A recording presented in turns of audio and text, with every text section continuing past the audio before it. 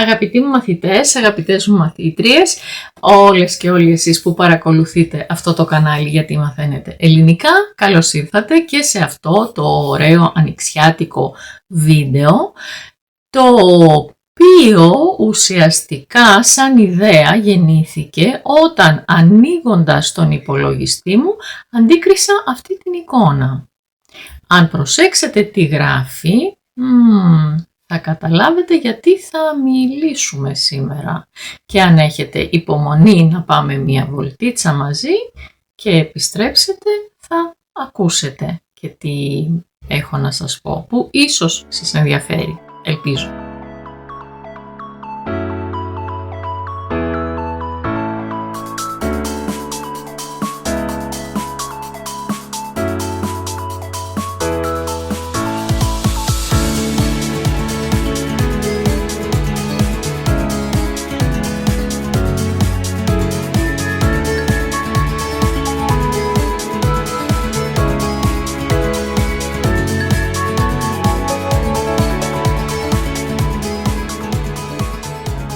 Το θέμα μας είναι η λέξη θύρα. Η θύρα γραμμένη έτσι είναι το κυνήγι. Το κυνήγι και το αποτέλεσμα του κυνήγιου. Είναι και η λία. Η λέξη προέρχεται από τη λέξη θύρ που σήμαινε άγριο σαρκοβόρο ζώο. Ένα ζώο που ζει ελεύθερο στη φύση και που κυνηγάει και τρώει άλλα ζώα.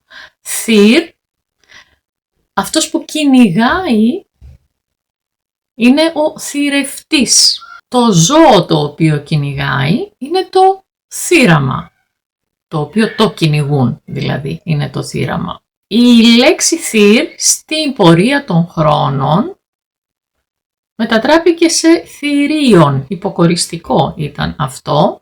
Όμως σήμερα η λέξη θηρίο χωρίς το νι έχει φτάσει να σημαίνει πάλι το άγριο ζώο, το σαρκοβόρο, χωρίς όμως να είναι υποκοριστικό. Μπορώ να πω, στη σαβάνα ζουν άγρια θηρία, στη ζούγκλα ζουν άγρια θηρία. Μεταφορικά, όταν θέλουμε να πούμε θύμωσα πάρα πολύ, εξαγριώθηκα, μπορούμε να πούμε έγινα θηρίο. Ή έχουμε και την έκφραση έγινα θηρίο ανήμερο. Όταν έμαθα τα νέα, εξαγριώθηκα, θύμωσα πάρα πολύ. Παλιότερα στο τσίρκο, εκτός από ανθρώπους που έκαναν διάφορα νούμερα, υπήρχαν και άγρια ζώα, άγρια θηρία. Υπεύθυνος για την εκπαίδευσή τους ήταν ο θηριοδαμαστής. Δαμάζω, δηλαδή εκπαιδεύω, εξημερώνω και εκπαιδεύω ένα ζώο ώστε να με υπακούει, να κάνει αυτά που του ζητώ. Και φυσικά ο χώρος όπου μπορεί κανείς να εκτρέφει άγρια ζώα, πώς γίνεται αυτό, ονομάζεται θηριοτροφείο. Τρέφω, εκτρέφω, τροφή, θηριοτροφείο. Σήμερα μάλλον μεταφορικά χρησιμοποιούμε αυτή τη λέξη για να δηλώσουμε ένα χώρο εκπαίδευσης, συνήθως ένα σχολείο ή μια σχολική τάξη, στην οποία τα παιδιά είναι ιδιαίτερα ατίθασα, δεν υπακούν σε κανόνες. Το επίθετο θηριώδης. Θηριώδης είναι ο άνθρωπος ο οποίος είναι μεγάλος σε διαστάσεις. Ο θηριώδης, η θηριώδης, το θηριώδες που σημαίνει πάρα πολύ μεγάλο σε διαστάσεις. Όμως το αντίστοιχο ουσιαστικό, η θηριωδία, σημαίνει μία πράξη ιδιαίτερα αποτρόπαια. Μία πράξη βάρβαρη.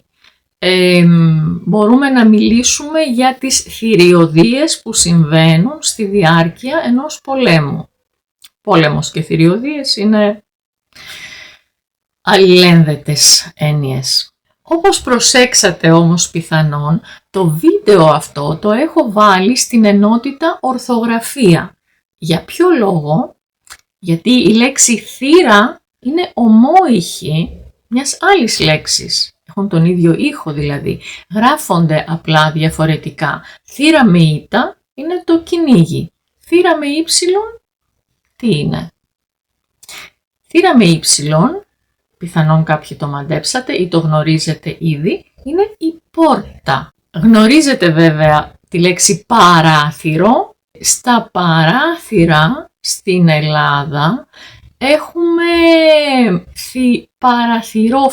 παραθυρόφυλλα ή κοινώς τα λέμε παντζούρια. Είναι φύλλα τα οποία κλείνουν και δίνουν τη δυνατότητα να απομονώσουμε τον χώρο από το έξω φως. Στην Ελλάδα το φως είναι πολύ έντονο, ειδικά το καλοκαίρι, οπότε πολλές φορές χρειάζεται στη διάρκεια της μέρας να έχουμε κλειστά τα παραθυρόφυλλα για να διατηρούμε μια καλύτερη θερμοκρασία στο εσωτερικό του χώρου. Το τμήμα της πόρτας που είναι πάνω από την πόρτα, αυτό λέγεται υπέρθυρο. Το υπέρθυρο μπορεί να είναι κάτι πιο απλό ή μπορεί να είναι κάτι πιο ιδιαίτερο, πιο όμορφο, ένα υπέρθυρο.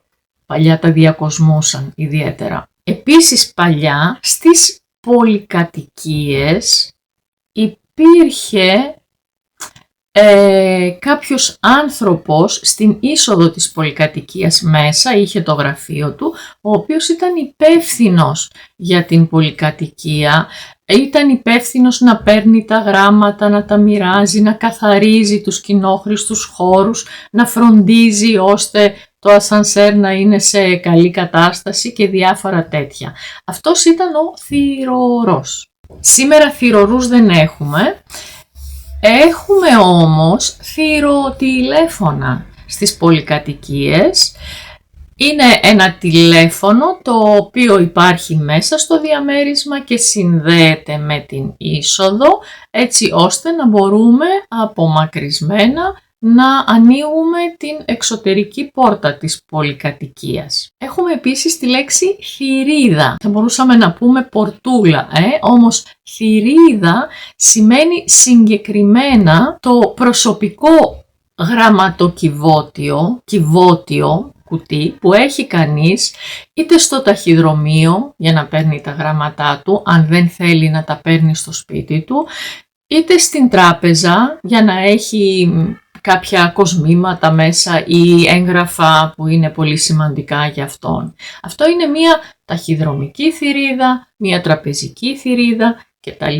Είπαμε για το υπέρθυρο, έχουμε όμως και τη λέξη πρόθυρα, δηλαδή πριν από την πόρτα λογικά. Αυτή τη λέξη τη χρησιμοποιούμε μεταφορικά όταν θέλουμε να πούμε ότι είμαστε λίγο πριν συμβεί κάτι ή λίγο πριν κάνουμε κάτι.